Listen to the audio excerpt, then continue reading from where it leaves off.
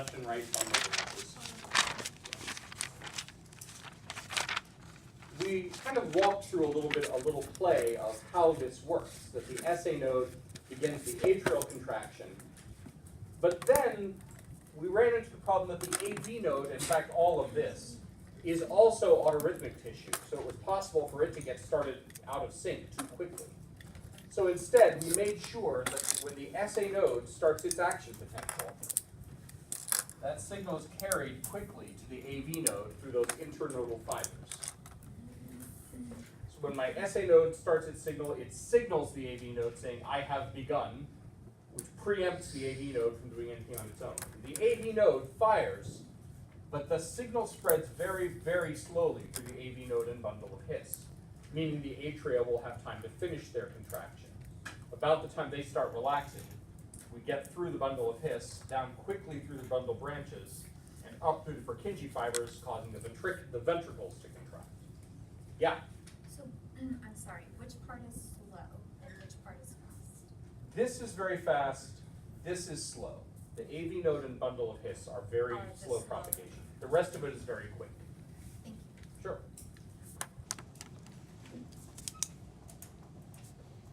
That was how we held the heartbeat together. Yeah? So the purple arrow, The spread of action potentials through contractile cells.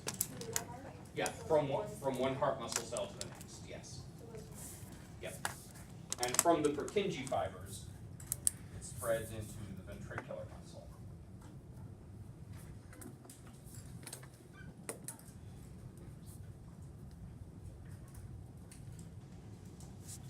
Okay. So that was our explanation of the heart's conduction system. Now, there's a few little bits to that we alluded to last time, but I want to make sure they are explicit. One of them is that all of this, except the internodal fibers, is autorhythmic tissue, which means it can generate its own action potentials. However, not all of it generates action potentials at the same rate. If left to its own devices, the SA node has a native rate of about 90 beats per minute. There's about an action potential every 2/3 of a second. If you don't give it any sympathetic or parasympathetic input, that's what it'll do on its own. The AV node, on the other hand, has a native rate of about 60 beats per minute. And it's important that the AV node have a slower rate on its own than the SA node. Why? What would happen if the AV node was faster than the SA node? That both chambers were contract at once. It could go like that. So, as long as this is slower, this fires off, it signals the AV node preempting it, saying, I have fired. After that, they both start moving back up to threshold. If this one gets there first, if it has a faster native rate, it's going to go off before the SA node does, which means the ventricles will start contracting too soon, which is effectively, I think, what you were saying. As long as this is always faster, it will always preempt the AV node. It'll always be the one driving. That's the way we want it. There is a phenomenon called premature ventricular contraction. I don't know off the top of my head if it has anything to do with a malfunction in the AV node. Could. Yeah. You're looking for premature junctional contraction. Sorry, say that again? PJC. I've heard of premature ventricular contraction. I hadn't heard of that. What is it? It's where the junctional area starts contracting before it's told to do so. As opposed to just all the ventricles? As opposed to, yes. Are they the same thing? They're not the same thing. Okay. They're shown differently. They would show up differently on a ECG, definitely. Yes. Okay, I'm going to have to learn more about that. Talk to me later. Okay. Thank you. In any case, occasional double beats or misfires are not that abnormal. But if you see a lot of that, you probably should be talking to a cardiologist. So we understand why those have to be different. The Purkinje fibers also have a native rate. The last I read, it was closer to 30 to 40 beats per minute, which means that they on their own really probably never take much of a role. But we did talk about why it's important that the SA and AV node are both autorhythmic. The main reason being if something happens to the SA node, so it fails to start the heartbeat, that means the atria are not going to play much of a role. But the AV node, in the absence of any signal, will on its own initiate a beat and get the ventricles to contract, and that's really the most important part. As long as the ventricles go, we will get enough blood from the heart. Questions there? Okay, seeing, yeah. You said that all of those nodes run under autorhythmic control? All of them are autorhythmic cells, so all of those are made of stuff capable of generating its own signal. Okay, so the SA node is capable of generating its own signal, is what you're saying? Yeah, in fact, we count on that one. That's normally the one that starts the heartbeat. Okay, but it's normally, I think I'm confusing myself. Does the SA node start from a signal from somewhere else, not on its own? Usually no. Okay, The SA node should, after the previous heartbeat, initiate the next action potential. Make sense? yeah. And then on the Purkinje fibers, on the native rate, they don't really play a role, but then when it's not native rate. So the fact that they are so slow means that under almost any circumstances, they will be overridden by the faster AV node, which is overridden by the even faster SA node. This is the one driving the signal up here. If the AV node failed also, I suppose hypothetically it could be possible the Purkinje fibers would work on their own, but I don't know that that ever actually works. I don't have enough clinical knowledge to speak to it. It does? Yeah, Okay, so in that case, the heart rate would be much slower than normal, I would assume. yeah, 20 to 40. Okay, yeah, from what I've heard, if in the case of SA node failure, you see a little bit slower heart rate because the AV node has a natively slower rate. So even if they both fail, the Purkinje is enough to keep it going? Yes. Okay, I would assume you would need hospitalization though, because 20 to 40 beats per minute is not really enough. Yeah, you're probably gonna die. Yeah, you're gonna need help in any case. But AV node on its own is enough to keep you going, if I understand correctly. Can be 40 to 60. Yeah, so, and that one, if I remember correctly, we talked about how the autonomic nervous system affects heart rate, that it can speed up or slow down the SA node. If I remember correctly, the AV node is also influenced by it, so it will also speed up and slow down somewhat from the autonomic system. How well the Purkinjes respond, to my knowledge, not very well. So, not an ideal situation, and thank you for the confirmation. I've always wondered about that. This is why I love teaching this class, because I get to learn a lot too. Yeah? So what is like skipping a heartbeat? Is that, A skipped beat? yeah, Skipped beats are not inherently, if they're not very common, they happen to everybody sometimes.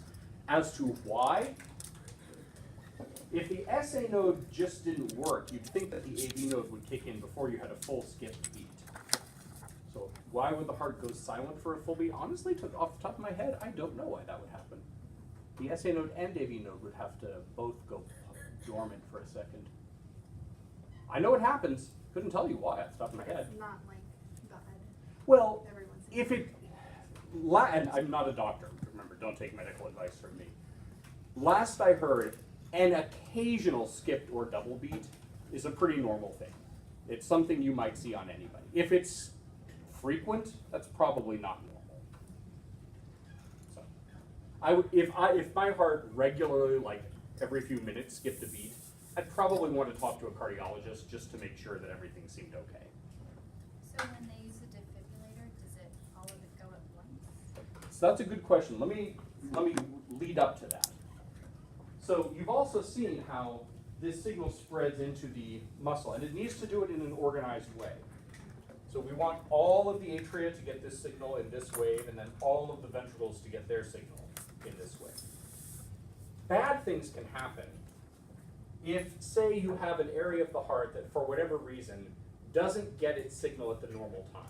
Say you have a little blockage here, so that the spread of signal to that area is not normal.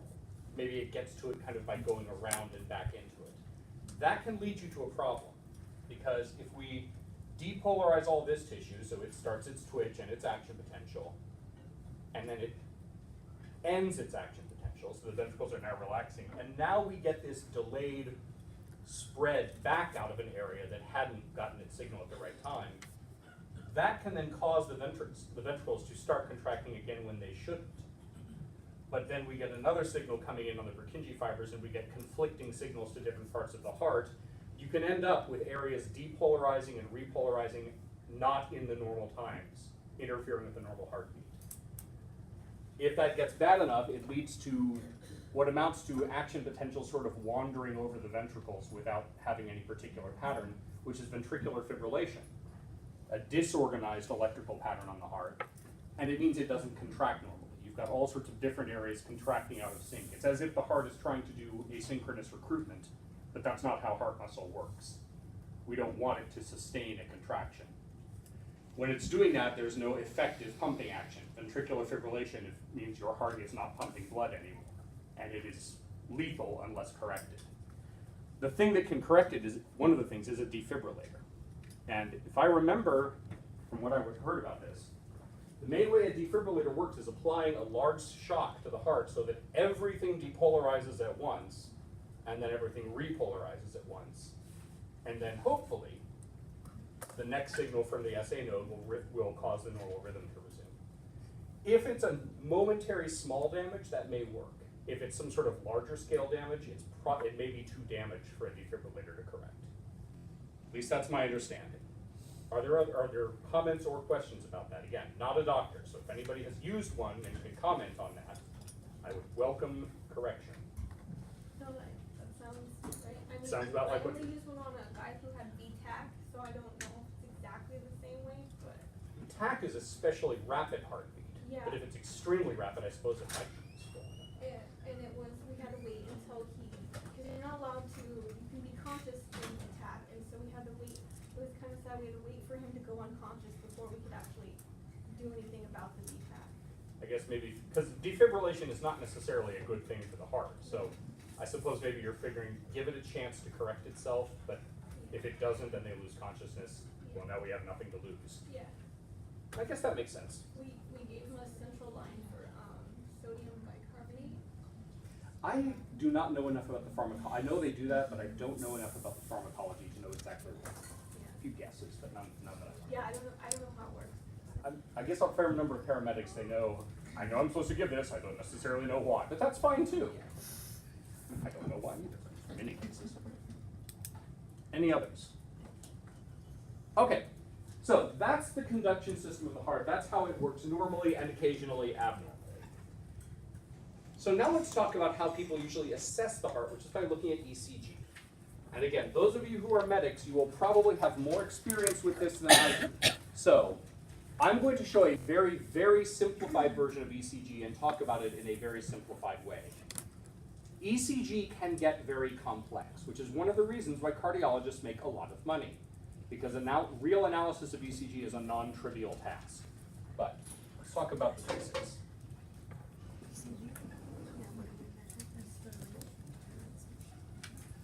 So when you do a clinical ECG, you're usually using a 12-lead setup where you have electrodes in many places around the body.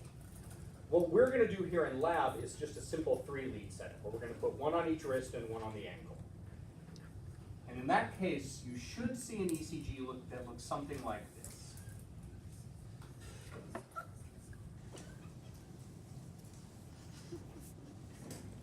Although it probably won't look much like that. That's abnormally clean and clear. Yours will look messier. But this is kind of sort of what it's supposed to look like. That should probably be a little bit tighter.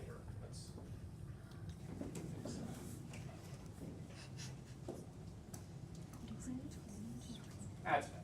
Okay. Oh, wait, no, sorry. Okay. So, this is an electrocardiogram,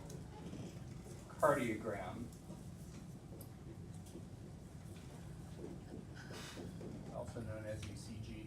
If I remember correctly, EKG is exactly the same thing, just deriving from slightly different linguistic roots. Now, this again is what you'd see in a 3-lead setup, where you're basically looking at left wrist compared to right wrist. In a multi-lead setup, there are multiple, effectively, directions you're looking at by comparing what you see on one lead to another, which is sort of like looking at the heart in different cross-sections and seeing how the electrical activity is affecting the heart from different perspectives. Someone who's good at this can put together those perspectives in their head and more or less build up a picture of how the electrical signals are moving across the heart and where a problem might be. We are not those people right now, so we're going to just look at how this basic one works. And when people are trying to describe these, they break it up into distinctive ways that you can talk about this wave, that wave, the other, and how they are different, how they look normal or abnormal, the timing of them and such. This first one we call P wave. This middle set kind of goes together. There's the Q, the R, and the S, and then that's the T wave.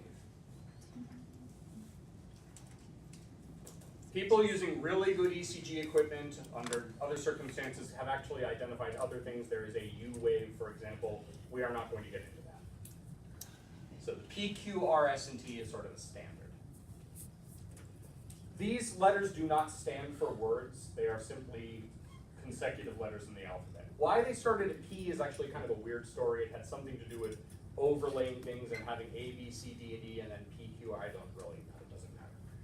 So let's talk about what these represent. Now I'm going to get a little fussy here because I think there's a few things about this that help you understand, but they require the labeling be very specific. We're going to say the P wave is the spread of depolarization over the atrium.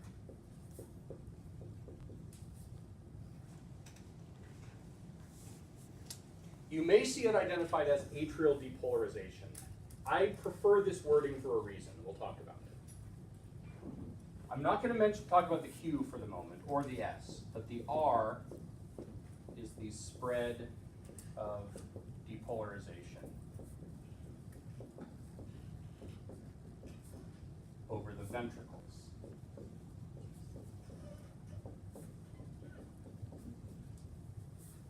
And the T wave is the spread of repolarization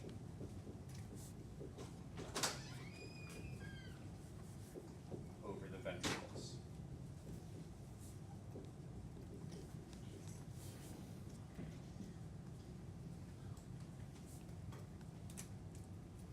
The reason I'm fussy about this is because when people try to link this up with the idea of the contractile action potential, it's easier to do that if you think of these with this definition. And here's why. When you think about the SA node starting the signal, and that signal spreading out, depolarizing the atria, that spread is fairly quick. So that when we start, at the very beginning, this side of the heart is depolarizing, but this side hasn't started yet. And then as this side is depolarizing and entering the plateau, the signal is just getting over here. So now this side is starting to depolarize. Well, this is in its plateau, this is reaching its plateau. This may help you understand something. When we're looking at ECG, what we're really looking at is the difference of electrical signal, changes in electrical signal over the heart. So right at first, when this side is depolarized and the depolarization is spreading this way, we're not the same all the way across the heart, are we? What we have is effectively a spreading wave of depolarization going this way. That spreading wave, the fact that this part isn't depolarized yet, but this part is, and that front is moving, is what causes the P wave. The P wave is really the time when there's a difference. By the time the entire atria are depolarized, and we're all in our plateau period, there's no longer any spreading change. All of the atrial muscle is depolarized altogether. Make sense? At that point, we no longer see anything on the ECG. So the P wave is the time when the signal is spreading. The end of the P wave, probably the most common mistake I see people make is to think the end of the P wave is when the atrial twitch is done. That is not the case. The end of the P wave is when we have spread the depolarization over the entire atria and it's all in the middle of the twitch. So really,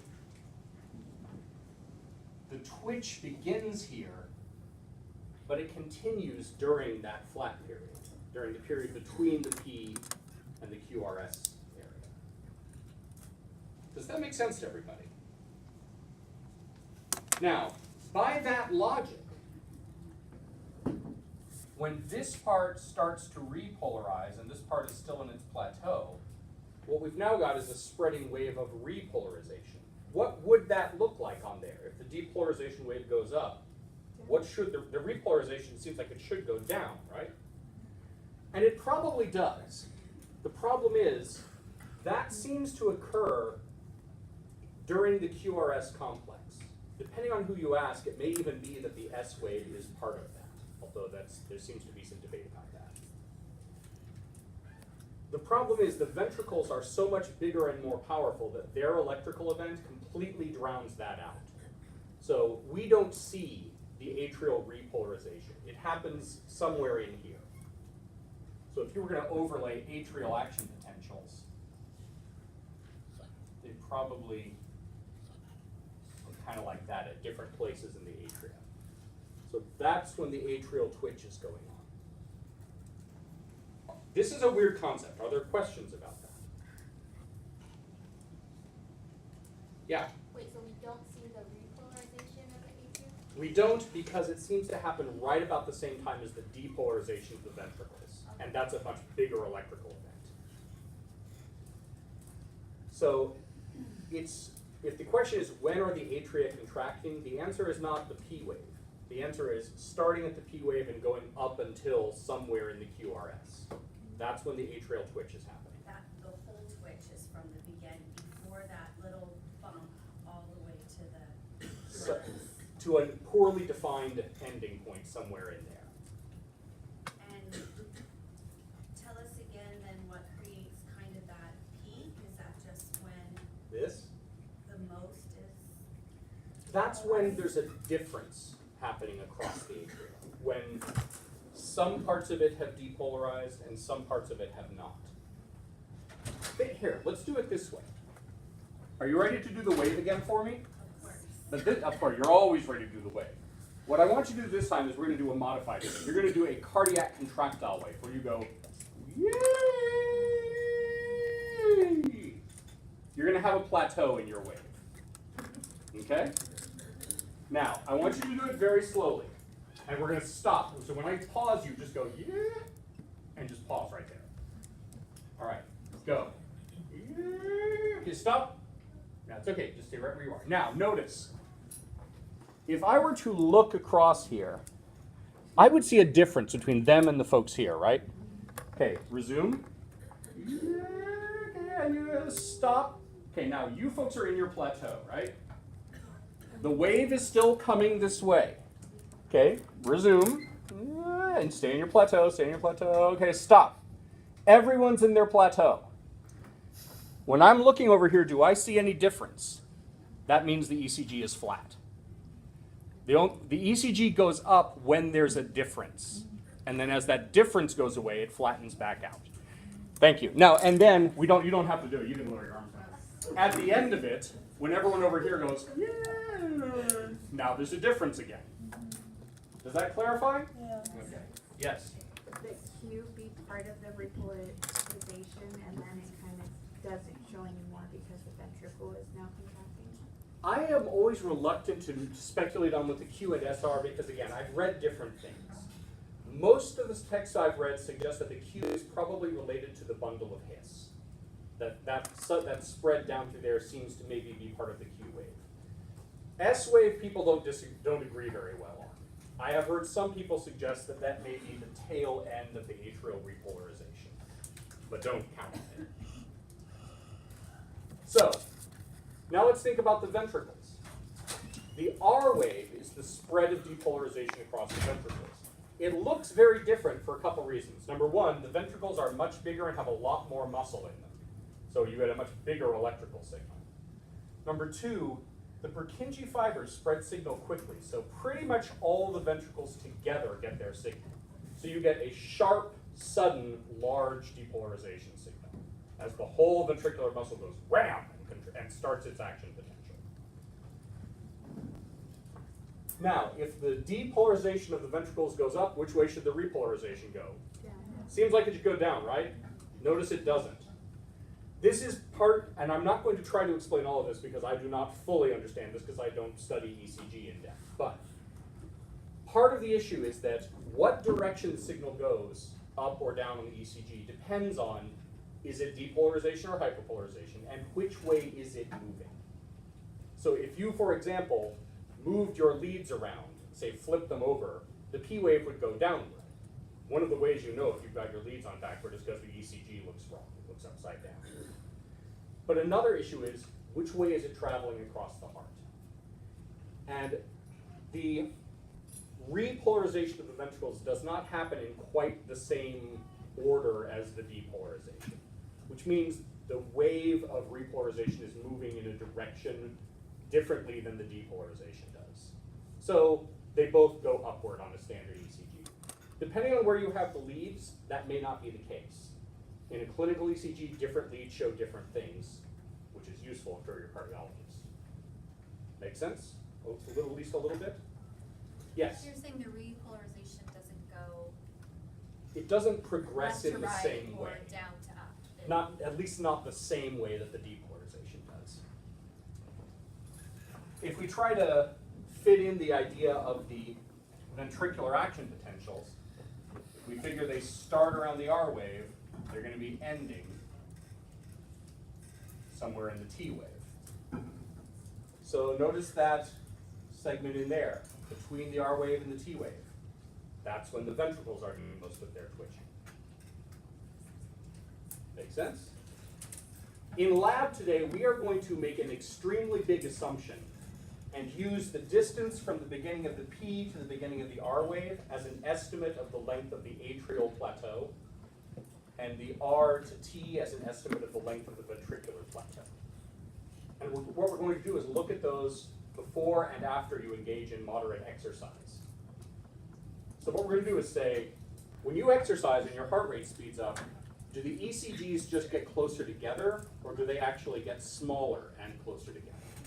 Can those action potentials change their plateau length during higher heart rate? We'll find out. So, that's ECG in a quick nutshell. Are there questions about that? Yes? So you said that the spike is what shows the difference? Anytime the ECG is off, there is some moving change across the heart. Regardless positive or negative? It or- depends on both what kind of change it is and where it's going. Okay. Yeah. Others? Yeah. The start of Q is when the ventricles are. Q, it seems to be the bundle of His, which would be a little before the ventricles. The So- R is, by definition, the ventricular depolarization. Okay, so that R. Yeah. What's that repart that marked on the graph? These? Yeah. Those are meant to represent the action potentials in different parts of ventricular muscle. So most of them are happening about the same time here during the R wave. They all start about there. They end at slightly different times in different parts of the heart, which is why the T wave is a little more spread out. But the R wave is when the ventricles are depolarizing, the T wave is when they're repolarizing. I don't think I answered your question. Yes. Sorry. Go back to, which now label was repart? Are we talking about this stuff here? Yes. Those are meant to be ventricular action potentials. Any others? The red are in the atrial? Yes.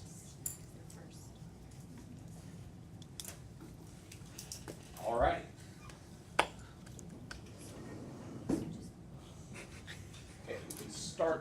the cardiac cycle. So now we've got this picture of the heart. We see the SA node starting the heartbeat. It spreads through the atria, causing them to twitch. And then at the same time, it's already at the AV node, working its way through the bundle of His. About the time the atria finish, boom, down to the apex, wham, into the Purkinjes, and the ventricles do their twitch. Now, if we want to understand the flow of blood through here, we need to understand what each chamber is doing and why the blood is moving.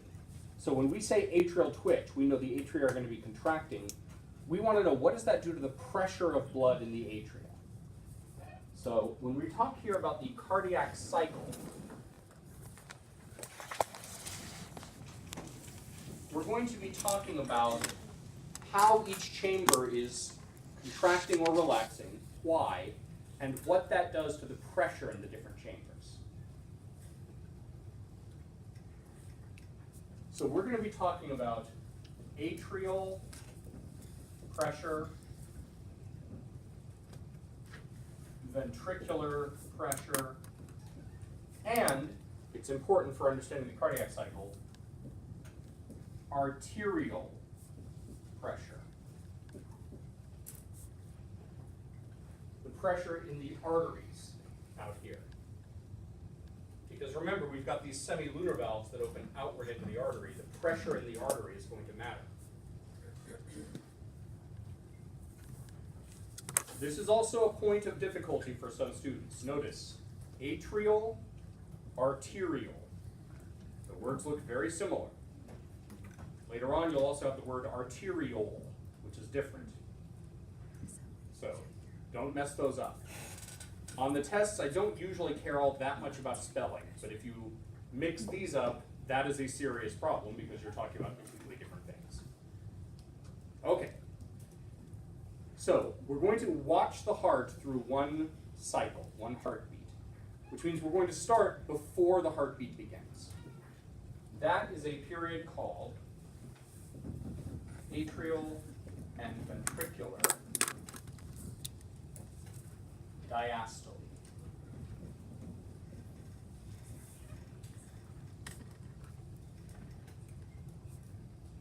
The word diastole means relaxation.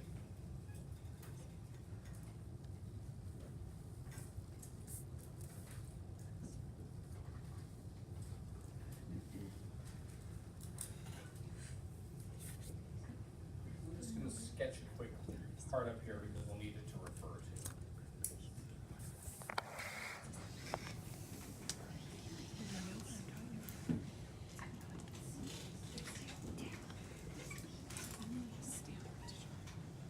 Okay. During this phase, which is the time between heartbeats, the atria and the ventricles are both relaxed. This is actually where we spend most of our time. The atrial and ventricular diastole.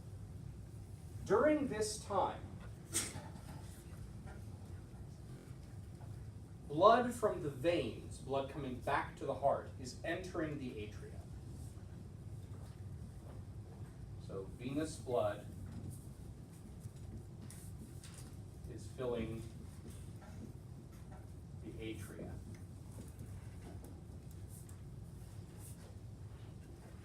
Blood is coming into the atria. If I add blood to the atria, what do you think that does to the pressure in the atria? It should be rising a little, right? So this causes atrial pressure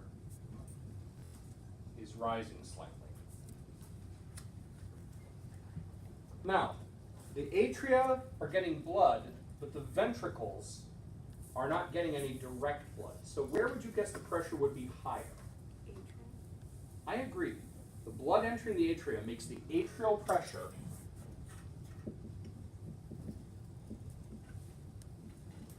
greater than the ventricular pressure.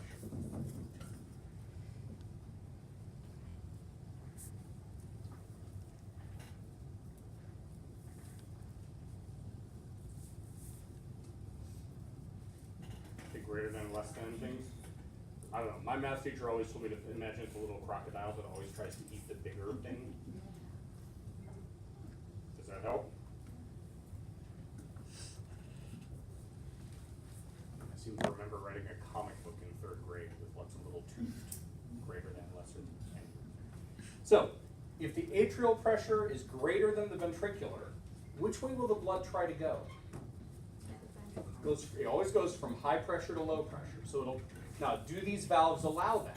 Do the atrioventricular valves allow blood to go atrium to ventricle? Yes.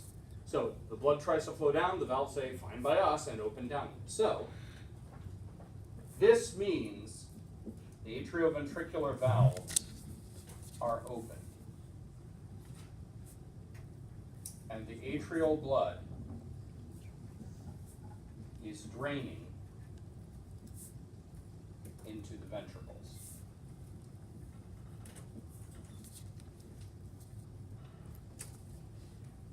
Which means the ventricular pressure should be slightly rising too.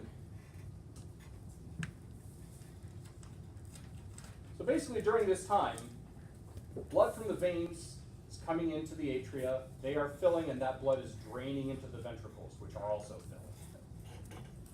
So the amount of blood in the ventricles at this point is rising.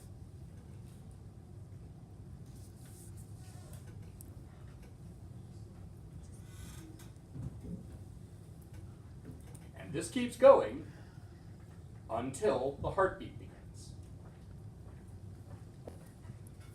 Next phase is atrial systole. Systole is contraction. This begins with the SA node starting its action potential. The action potential is spreading across the atria, which makes the atria twitch. They're not contracting. As the atria contract, what does that do to the pressure in the atria? If they're squeezing, if you squeeze something, what happens to the pressure in there?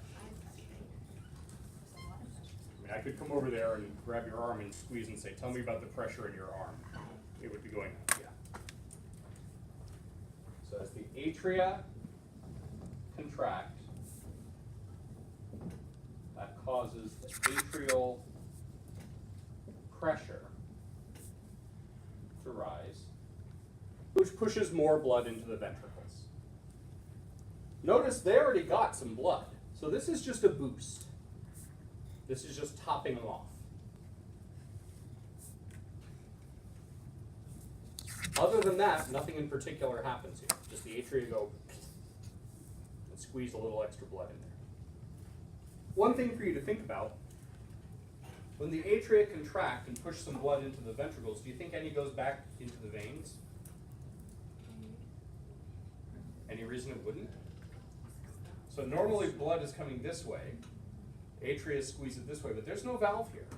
When they squeeze, do you think there's any venous backflow? Yeah. There is a little. Not a lot, but you do get a little bit of pushback into the veins at this point. But they So- have valves too. Sorry? They have valves too that prevent backflow. The veins do, Yeah. but at the entrance to the atria they don't. Ah. So while we do, although I don't know if the interior vena cava has very many, but even if it did, when this contracts, it is going to push a little blood back in there. It won't get that far, but you do get a tiny bit of venous backflow.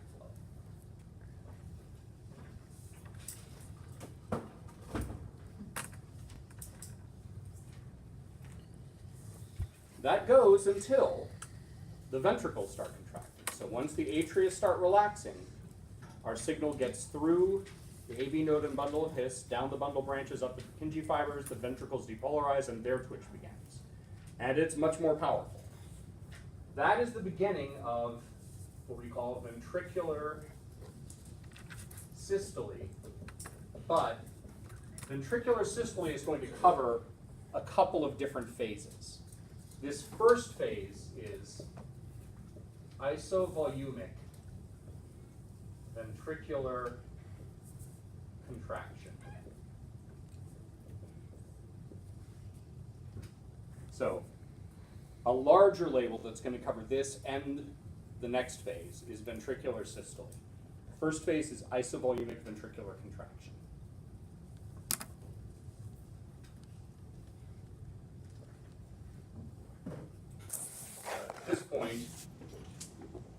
ventricles. Again, contracting. Really, what part of the ECG should be associated with that? Where in the ECG should we see this? This is really the R wave. When we see the R wave, that's the depolarization of the ventricles, and that's when the ventricular twitch begins. Now, as the ventricles start squeezing in on all that blood in them, what's going to happen to ventricular pressure? It's going to go up.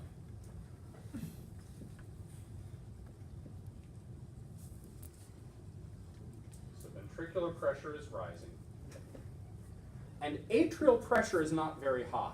So we've been down here on the pressure chart. Atrial pressure has been higher than ventricular. But now when the ventricular pressure starts going up, it's going to go above atrial pressure almost immediately. So ventricular pressure becomes greater than atrial pressure.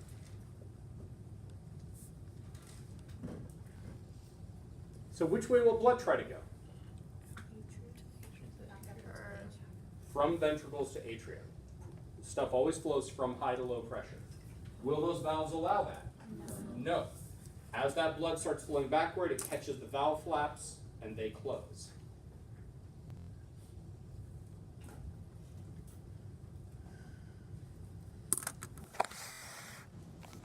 Okay. So blood tries to flow backward and is prevented. The valves close.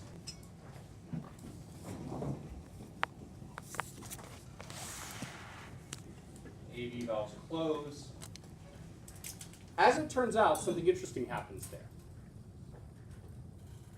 Blood flowing through an open valve is quiet, like blood flowing through the deep part of a stream. But as the valve closes, the last blood flowing through that gets turbulent.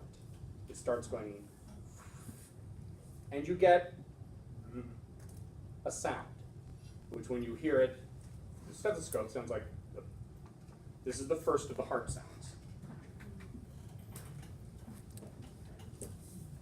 It is at this point that you feel the love. So,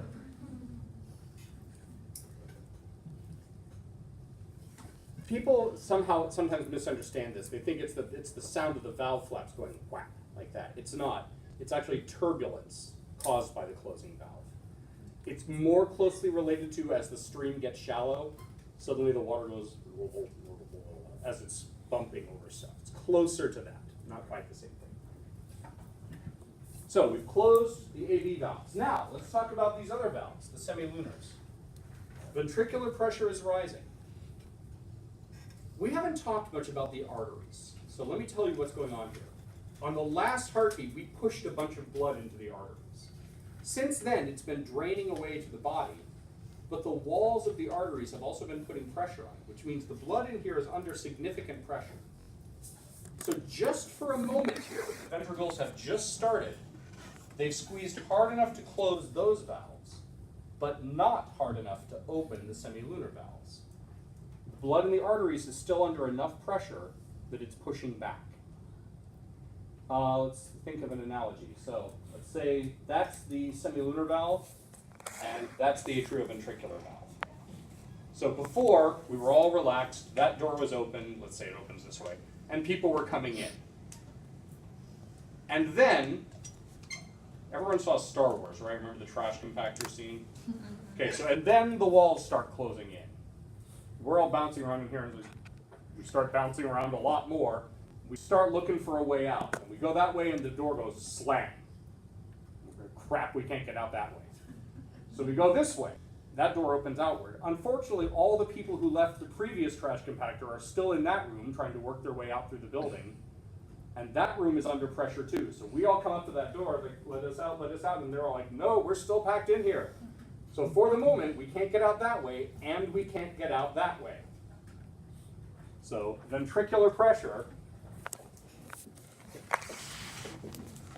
is still less than arterial pressure.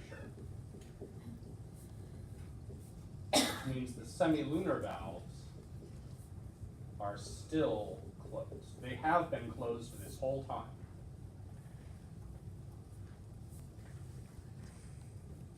In fact, if you wanted to be very thorough, I should have done this. You could go back in here and point out that the ventricular pressure is less than arterial, which means the semilunar valves are closed. That's still the case here. And it's still the case here. Yeah? So you're saying after the AV valves close, the pressure changes again? No, the thing is, the pressure is now rising. It's risen above the pressure in the atria, so it's trying to push back into the atria, but that's not happening. Those valves have just closed. It's also trying to get down to the arteries, but the arteries still have more pressure than we do, so they are still closed as well. The problem is we're now between the two pressures. We're greater than atrial, but less than arterial. So this is just our current situation. This will become clear when we look at the Wiggers diagram. All right, so we're now in a panic. The wall is closing in on us. We can't get out that way because that door doesn't open that way. That door opens that way, but we can't escape until we are pushing harder than they are. And as the ventricles squeeze, we're rapidly going to get to that point. But let's talk about that after a 5-minute break.